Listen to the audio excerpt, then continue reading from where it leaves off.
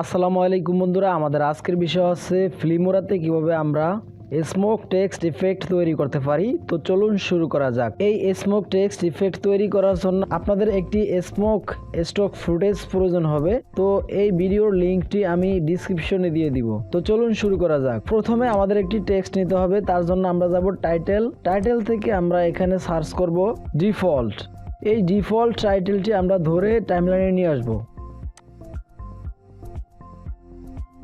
টাইমলাইনে নিয়ে আসার পর এটির উপরে আমরা সিলেক্ট থাকা অবস্থায় ডাবল ক্লিক করব। ডাবল ক্লিক করে আমরা অ্যাডভান্সডে ক্লিক করব।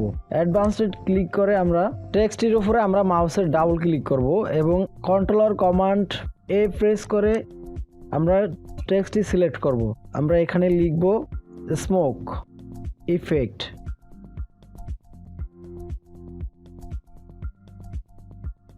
কিবোর্ড থেকে কন্ট্রোলার কমান্ড এ প্রেস করে টেক্সটটি সিলেক্ট করব এবং এখান থেকে আমরা ফন্ট চেঞ্জ করে দিব। ইমফ্যাক্ট ফন্টটি দিলাম এবং এখান থেকে আমরা সাইজ 100 করে দিব।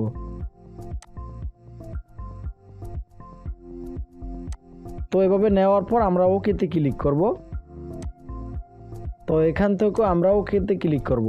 প্রজেক্ট প্যানেলে যাব, আমরা মিডিয়াতে গিয়ে আমরা আমাদের স্মোক স্টক ফুটেজটি নিয়ে টাইটেলটির উপরে দিয়ে দিব। টাইটেলটির উপরে দেওয়ার পর আমাদের এই স্মোক স্টক ফুটেজটি টাইটেলের সমান করে দিব।